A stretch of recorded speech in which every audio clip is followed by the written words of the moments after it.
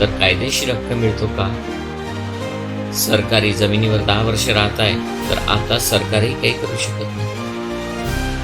होय, जर कोणी सरकारी जमीन बिनधास्तपणे झोपडी, दुकान किंवा घर बांधून राहिला असेल आणि तब्बल 10 वर्षे तिथे राहत असेल, पण या काळात सरकारकडून एकही नोटीस आलेली नसेल तर काय होईल?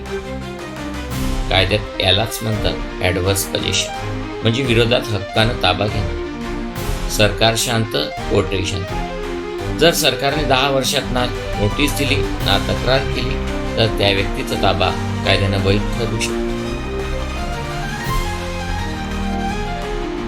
माणूस नेहमीच म्हणतो ही जमीन आता माझी आहे. सरकार जर मौन राहिली तर कायदा त्या माणसाच्या बाजूने उभा राहतो. ठळक शब्दात, हो, जर सरकार 10 वर्षे झोपली तर आता जमीन ताबा घेणाऱ्याचीच.